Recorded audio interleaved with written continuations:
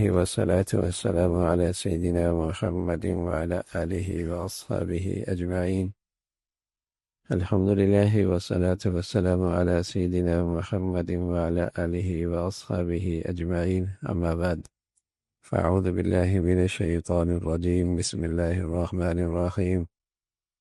والذين يقولون ربنا هب لنا من أزواجنا وذرياتنا قرة أعين واجعلنا للمتقين إماما. وقال الله تعالى: ووصى بها إبراهيم بنيه ويعقوب يا بني إن الله اصطفى لكم الدين فلا تموتن إلا فأنتم مسلمون. أم كنتم شهداء إذ حضر يعقوب الموت إذ قال لبنيه ما تعبدون من بعدي قالوا نعبد إلهك وإله آبائك إبراهيم وإسماعيل وإسحاق إلها واحدا ونحن له مسلمون. صدق الله العظيم. اللهم صل على سيدنا محمد وعلى آل سيدنا محمد وبارك وسلم. اللهم صل على سيدنا محمد النبي الأمي وعلى آله وأصحابه وسلم. اہل ایمان کی خوبیوں کا تذکرہ چل رہا تھا، جو ان کا ایمان کا تقاضا ہے، جو ایمان کے لیے ضروری ہے، جو ان ایمان کی صفات ہیں، ان کی بات چل رہی تھی۔ انہی میں ایک ایمان کا تقاضا اور اہل ایمان کی خوبی یہ ہے کہ وہ اپنے گھر میں، اپنے گھر والوں میں اور اپنے بچوں میں اور اپنی بچیوں میں دین دیکھنا چاہتے۔ ایسا نہیں ہو سکتا کوئی مسلمان خوب دیندار ہو اور اسے اپنے گھر میں دین کی فکر نہ ہو۔ اگر اس کی نظر میں دین ایمان بڑی دولت ہے اور ہے بڑی دولت، وَلَوْ أَنَّ مَا فِي الْأَرْضِ جَمِيعًا وَمِثْلَهُ مَعَهُ لَافْتَدَوْا بِهِ، ساری دنیا کا خزانہ بھی ہو جائے تو تم دین کی کمی، ایمان کی کمی پوری نہیں کر سکتے۔ کل جب دین ایمان کی قیمت لگے گی اس منڈی میں تو چاہنے والے چاہیں گے کہ ساری دنیا کا خزانہ دے دیں اور اس دین ایمان کی کمی پوری کر لیں، تو وہ پوری نہیں ہو سکتی۔ سوچئے ذرا، زمین کے اوپر، زمین کے نیچے، پہاڑ، سمندر، دریاؤں میں کتنے خزانے ہیں۔ فرمایا یہ سارا خزانہ بھی دین ایمان کی کمی کو پورا نہیں کر سکتے۔ یود الذین کفروا لو کانوا مسلمین، ہائے کاش کہ ہم مسلمان ہوتے۔ تو دین ایمان تو بہت بڑی دولت ہے۔ کسی کی نظر میں واقعی اس کی قدر و قیمت ہو تو وہ اپنی اولاد کو اس سے محرومی کیسے برداشت کر سکتا ہے؟ اگر واقعی اسے اپنے گھر والوں سے محبت ہے، اپنی اولاد سے محبت ہے، اپنی اہلیہ سے محبت ہے، تو وہ کیسے ان کو اس دولت سے محروم رکھ سکتا ہے یا ان کی محرومی دیکھ سکتا ہے؟ نہیں ہو سکتا۔ ہاں، اگر اس کا دین ماحول کا ہے، صرف رواج کا ہے، تو پھر تو یہ ہو سکتا ہے کہ چونکہ وہ خود ماحول میں دیندار ہے، اولاد دیندار ماحول میں نہیں تو بے دین ہے اور اسے پرواہ بھی نہیں۔ ورنہ دین کی عظمت ہو، ایمان کی قدر و قیمت ہو، تو پھر تو اس کی پہلی ترجیح ہوگی کہ میرے گھر میں اور میرے گھر والوں میں بھی دین سب سے بڑی ترجیح بن جائے۔ یہ ایمان کا تقاضا ہے، یہ ایمان والوں کی خوبی ہے۔ وہ خود سے بھی محنت کرتے ہیں اور خود سے بھی تدابیر ایسی اختیار کرتے ہیں کہ میرے گھر کا ایسا ماحول ہو، اور ساتھ ساتھ اللہ تعالی سے گر گڑا کر دعائیں بھی کرتے ہیں کہ اے اللہ میرے بچے اور گھر والوں کو ایسا دیندار بنا دے کہ دوسروں کے لیے بھی نمونہ بنے دینداری میں۔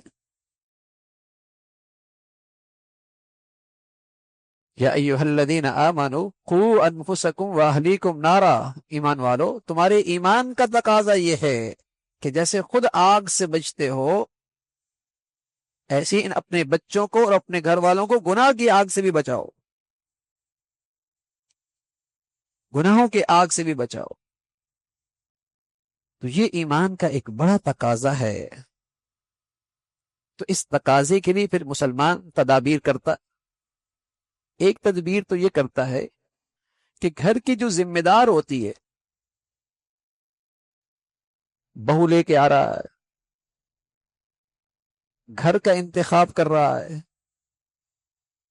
اس میں پہلی ترجیح دیکھتا ہے کہ اس میں دین ہونا چاہیے.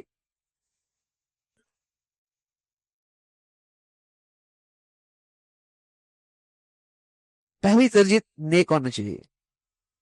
آپ علیہ الصلوۃ والسلام فرمایا کرتے تھے جب دنیا بڑی چیز ہو جائے گی نا تو اس کی زندگی میں دین کو یہ اہمیت حاصل نہیں ہوگی. پھر یہ دیکھے گا رشتے میں پیسہ کہاں ہے، اسٹیٹس کہاں ہے، آمدنی کس کی اچھی ہے، کماتا کتنا ہے، جو پڑا ہے اس سے کتنا کما سکتا ہے. پھر اس کی ساری نظر اس پر ہوگی کہ اس کی معاشی حالت کیسی ہے.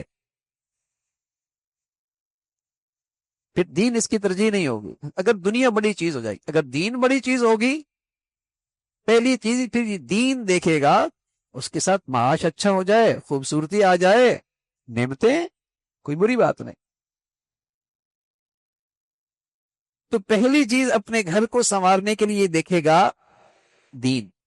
رسول اللہ صلی اللہ علیہ وسلم فرمایا کرتے تھے فَاظْفُرْ بِذَاتِ الدِّينِ، تم اپنی نسل میں، اپنی اولادوں میں، اپنے گھروں میں دیکھنا چاہتے ہو تو اس کی پہلی اینٹ یہ ہے گھر والی کو دینداری، گھر والی نیک ہو، تمہارا رشتے کی بنیاد نیکی ہو، تمہارے گھر کی پہلی اینٹ دینداری پہ کھڑی ہو.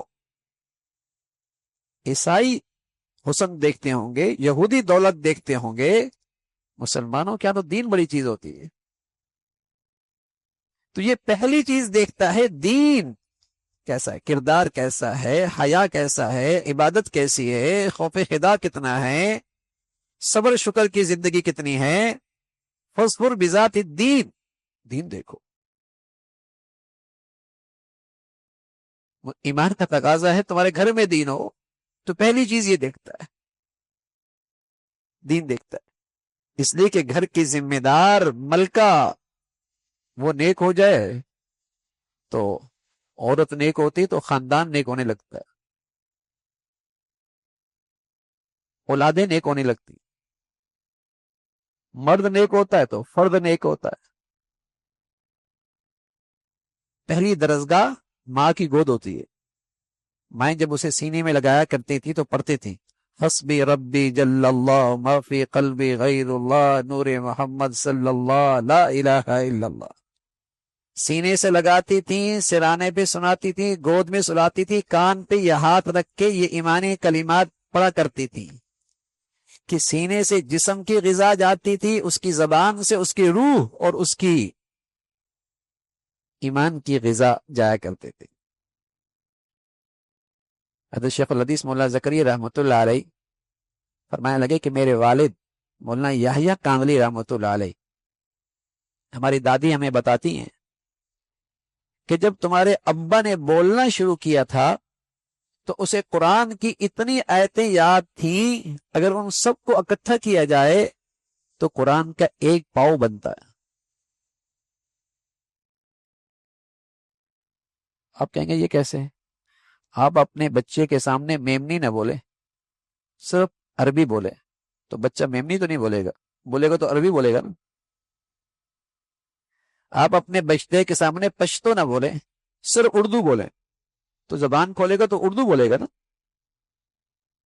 آپ اپنے بچے کے سامنے اردو نہ بولیں، انگریزی بولیں، جب بچہ بولے گا تو انگریزی بولے گا نا. اس معصوم کے کان میں جو چیز پڑتی ہے وہ اس کے دماغ میں نقش ہو جاتی ہے، اور جب زبان کھولتا ہے تو وہی زبان اس پہ جاری ہو جاتی ہے. تو مائیں اپنے بچوں کے سامنے اتنا قرآن پڑھتی تھیں، اتنا قرآن پڑھتی تھیں، اتنا انہیں قرآن سناتی تھیں کہ جب ان کی زبان کھلتی تھی تو انہیں قرآن کی کئی آیتیں بھی یاد ہوتی تھی. اور اب تو 7 سال ہو جاتے ہیں بھائی، زبان پہ قرآن نہیں آتا.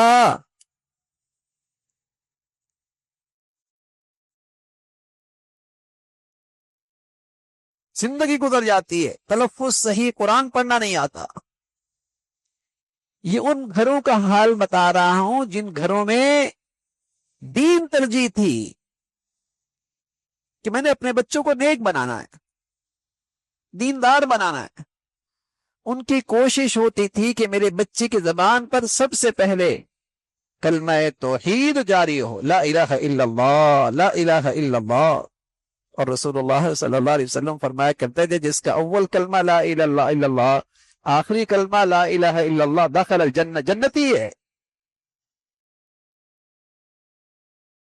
آغاز بھی اچھا، اختتام بھی اچھا۔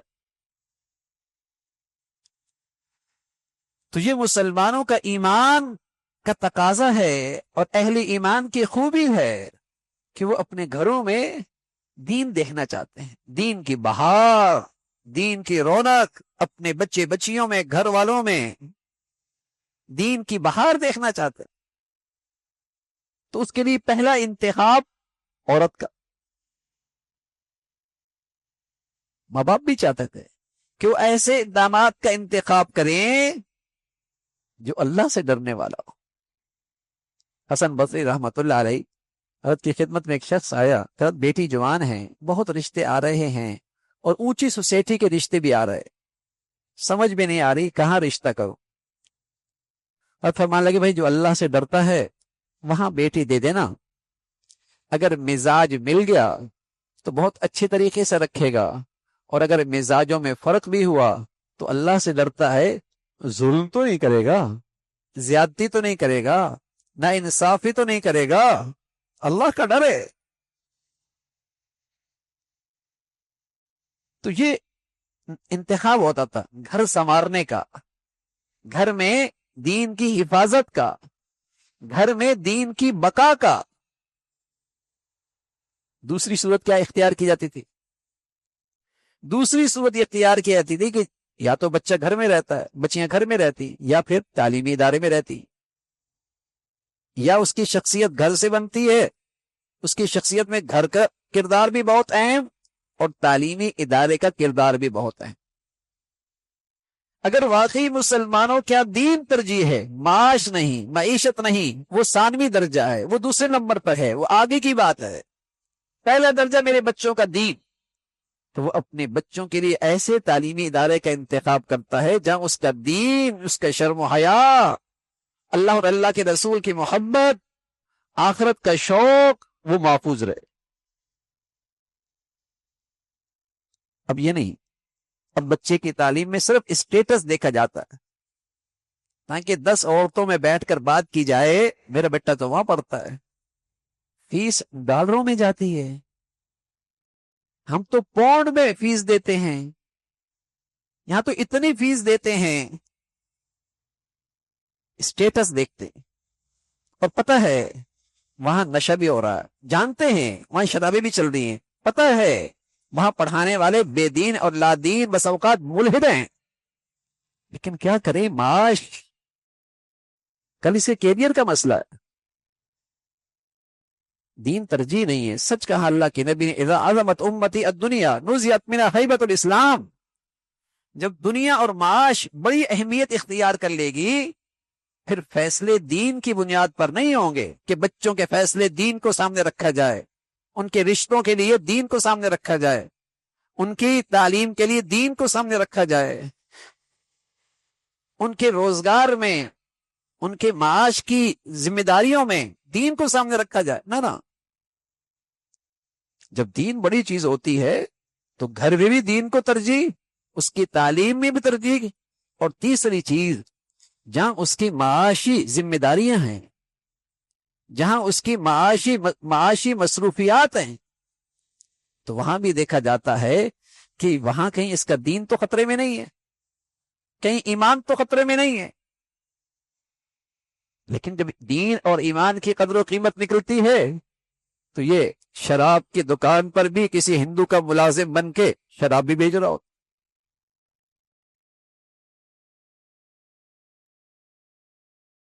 یہ بس اوقات سود کے اڈے کے اندر بھی اپنی معاشی مصروفیات جاری رکھے ہوتا ہے، اور بس اوقات کسی غیر مسلم کی اسلام دشمنی کے اندر اس میں بھی شریک ہوتا ہے، کیونکہ اس کی ترجیح دین تو ہے نہیں، معاش ہے، معیشت ہے، وہ جہاں سے ملے، اس لیے کہ اس کی ترجیح ایمان دین تو ہے نہیں، معاشی آمدنی ہے، وہ جہاں اچھی ملے گی یہ وہاں جائے گا. تو یہی تدابیر مسلمان اختیار کرتا تھا کہ گھر والی کا انتخاب، گھر کا ماحول کیسے، تعلیمی ادارے کا ماحول کیسے، باقی اس کی زندگی کے مصروفیات کیسی ہیں، دین بچ جائے. جب یہ ساری تدابیر کر لیتا تھا تو پھر اس مسلمان کی یہ دعا ہوتی تھی، ربنا هب لنا من ازواجنا وذرياتنا قرة اعین واجعلنا للمتقین اماما. یہ قرآن میں دعا موجود ہے اور اللہ کے نیک بندوں کی دعا ہے، ایمان والوں کی دعا ہے، کہ پھر یہ اللہ سے دعا کرتے ہیں، اے اللہ جو میرے سے تدبیر ہو سکتی تھی، کوشش ہو سکتی تھی، محنت ہو سکتی تھی، وہ تو میں نے کر لی. اب آپ سے التجا ہے، آپ سے درخواست ہے، آپ سے فریاد ہے، ربنا ہب لنا من ازواجنا. یہ ہب لنا کا لفظ ایسا ہے، یہ وہاب سے، وہاب کہتے ہیں اے اللہ آپ تو بغیر اہلیت کی بھی نصیب فرما دیتے ہیں. میں اس اہل تو نہیں، میں اس قابل تو نہیں ہوں، تو بہت نالائق ہوں، تو نااہل. ہاں لیکن اے اللہ تو نااہلوں کو بھی نواز دیتا ہے، نالائقوں کو بھی عطا فرما دیتا ہے. میں اس کا مستحق نہیں ہوں، میں تو محتاج ہوں آپ کا. یہ ہے وہاب کا معنی. ربنا ہب لنا من ازواجنا وذریاتنا قرۃ اعین. اے اللہ میری گھر والی، میرے گھر والے، میرے بچے، ان کو میری آنکھوں کی ٹھنڈک بنا. اور ٹھنڈک کب بنتے ہیں ایمان والوں کی آنکھوں کی ٹھنڈک؟ جب وہ نیک ہوتے ہیں. وجعلنا للمتقین اماما. اللہ انہیں ایسا پرہیزگار بنا دے، ایسا متقی بنا دے، ایسا نیک بنا دے کہ یہ دوسروں کے لیے بھی پیشوا بن جائیں، نمونہ بن جائیں. یہ ہے ایمان والے کی دعا. تو میرے عزیزو، اپنے گھر والوں کے لیے آپ بھی مستقل اس دعا کو معمول بنائیں. جب بھی آپ دعا کریں تو اس دعا میں یہ بھی شامل کریں کہ اللہ ہمیں نیک بنا دے، ہمارے بچوں کو نیک بنا دے، ہمارے گھر والوں کو نیک بنا دے. ربنا ہب لنا من ازواجنا وذریاتنا قرۃ اعین واجعلنا للمتقین اماما. تو اللہ تعالی ہمیں ایمان کی یہ خوبی اور ایمان کا یہ تقاضا بھی پورا کرنے کی توفیق نصیب فرمائے. اللہم لک الحمد کلو ولک الشکر کلو.